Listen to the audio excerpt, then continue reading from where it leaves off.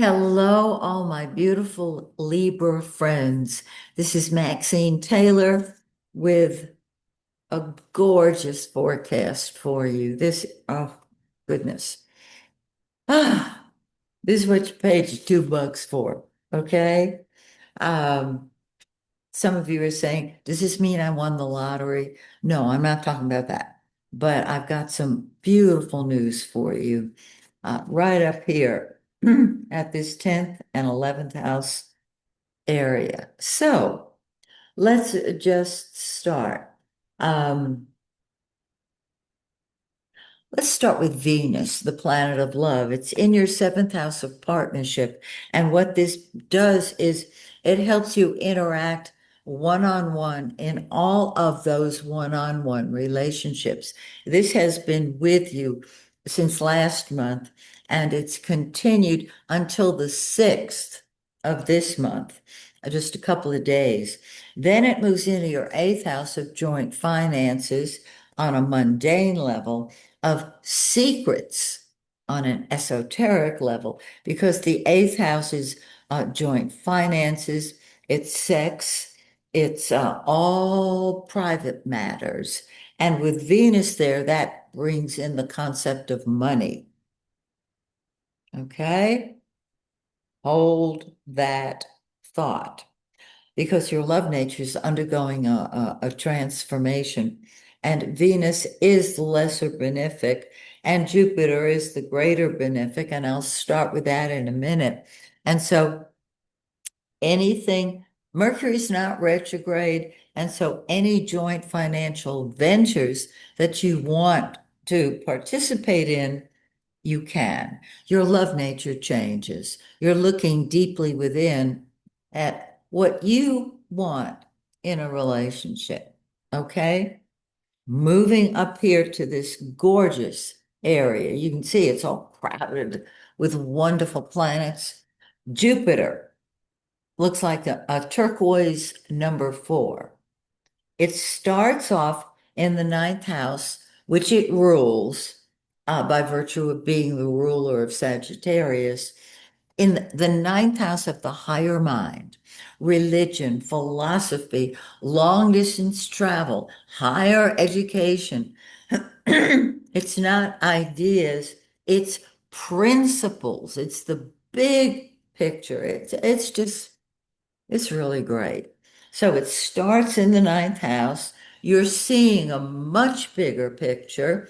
Yes, you want to travel long distance. Check it out carefully if you're going to do that. Everybody's got a ninth house. Somebody's got to travel. Okay, might as well be you because Jupiter protects you. On the ninth, Jupiter moves into your 10th house of leadership, into your 10th house of career, and blesses you. It expands your career. I love it. Beautiful. The sun is the yellow planet. That's the center of our life. And so the center of your life has been in the ninth house of concepts, principles, belief systems.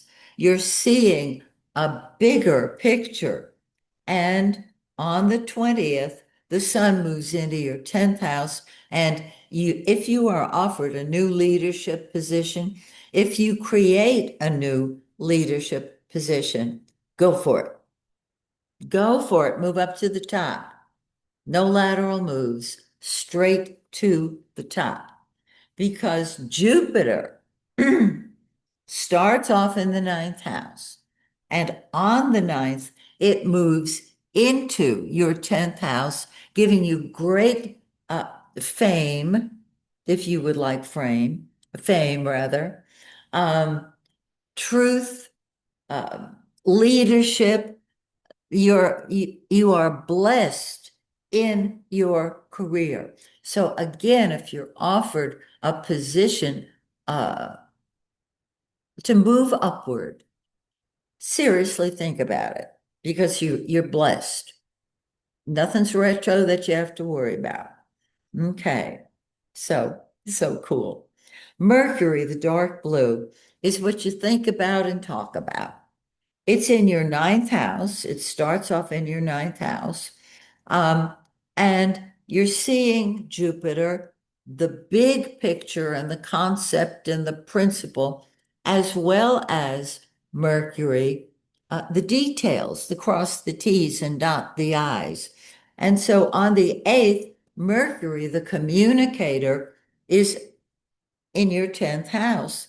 If you're running for a political position, this would be an ideal time to advertise it, to throw your hat in the ring. Maybe a little early, but talk about it, think about it, communicate. A new career, yes. An advancement with an old career, yes.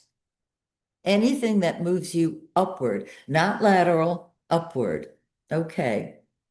So Mercury, you're thinking about, well, when it's in the ninth house, do I want to put that big Jupiter plan into operation? Yes, you do. And so, as I mentioned, on the ninth, do it. Mercury is going to move into the 10th house, and you will be communicating your ideas about your popularity, your career. And on the 26th, Mercury moves into your 11th house of friends and group activities and has you talking up things. Remember, Mercury is not an action planet. It is talking, thinking. However, the red planet is Mars. And what Mars does is it kicks butt. Okay? Wherever Mars is, that's what comes first to you and what you'll fight with and fight for. This is the 11th house of friends. It's the 11th house of humanitarianism. Gorgeous. Gorgeous. And then finally, on the 17th, Mars moves into the 12th house, and you say, you know what? I've had too much exposure up here. I just want to sleep. I just want to relax. I'm not kidding you. You'll see. So give yourself some time. Allow yourself to pull back and retreat. Now we have a full moon on the 11th in your third house of communication. All right. Remember, I said the ninth house is not yada, yada, yada, idea. It's the big picture. The full moon gives you the details and it brings things to a head. 2 weeks later, we've got a new moon. Okay. In 4 degrees of Cancer on the 25th in your public image. And so rest a little while, and then the new moon on the 25th has you back up there on top, talking about your career, thinking as a leader, acting from a position of leadership. I love this.